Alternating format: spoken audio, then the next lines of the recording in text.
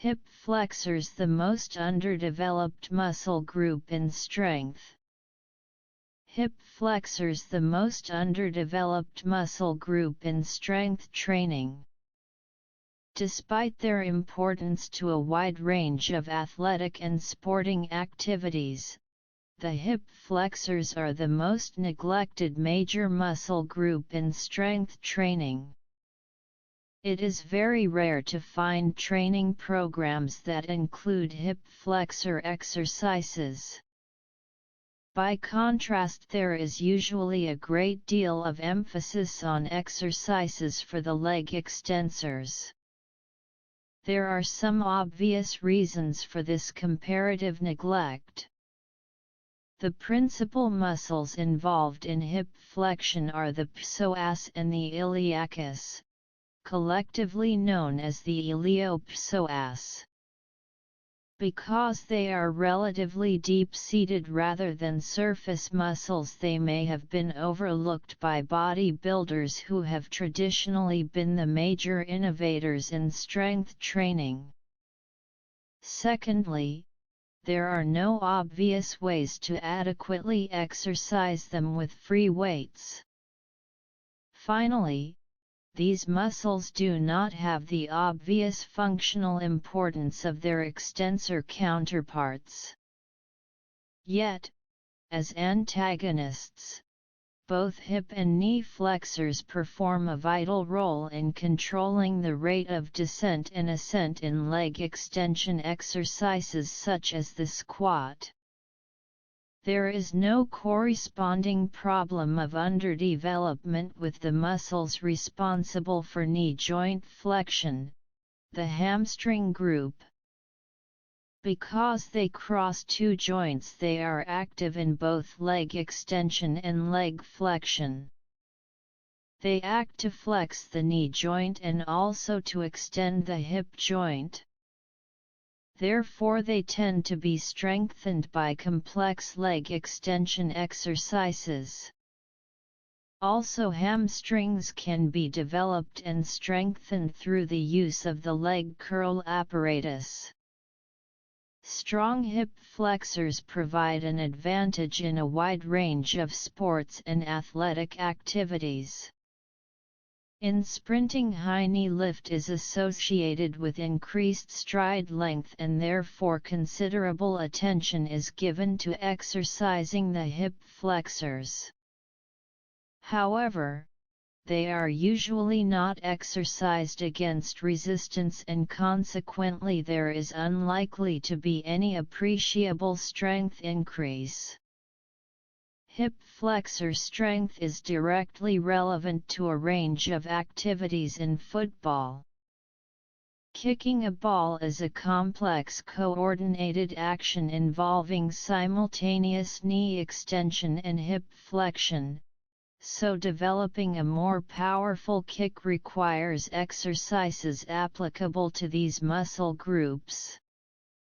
Strong hip flexors can also be very advantageous in the tackle situation in American football and both rugby union and rugby league, where a player is attempting to take further steps forward with an opposing player clinging to his legs. In addition, those players in American football and rugby who have massively developed quadriceps and gluteus muscles are often unable to generate rapid knee lift and hence tend to shuffle around the field. Having stronger flexors would significantly improve their mobility. It is commonly asserted that marked strength disparity between hip extensors and hip flexors may be a contributing factor in hamstring injuries in footballers. It is interesting to speculate on whether hip extens or flexor imbalance might also be associated with the relatively high incidence of groin injuries. Other sports where increased iliopsoas strength would appear to offer benefits include cycling, rowing, and mountain climbing, in particular when scaling rock faces. The problem in developing hip flexor strength has been the lack of appropriate exercises. Two that have traditionally been used for this muscle group are incline sit-ups and hanging leg raises, but in both cases the resistance is basically provided by the exerciser's own body weight. As a consequence, these exercises can make only a very limited contribution to actually strengthening the flexors.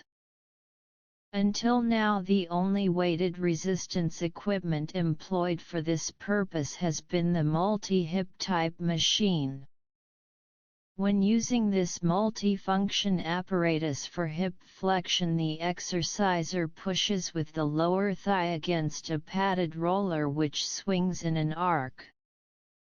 One difficulty with this apparatus is that the position of the hip joint is not fixed, and thus it is difficult to maintain correct form when using heavy weights or lifting the thigh above the horizontal.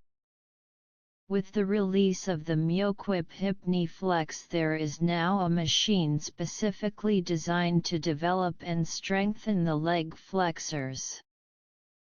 It exercises both hip and knee flexors simultaneously from full extension to full flexion. Because the biomechanical efficiency of these joints decreases in moving from extension to flexion, the mechanism is configured to provide decreasing resistance throughout the exercise movement and thus appropriate loading to both sets of flexors. The absence until now of effective techniques for developing the hip flexors means that we do not really know what benefits would flow from their full development. However, given that in elite sport comparatively minor performance improvements can translate into contest supremacy, it is an area that offers great potential.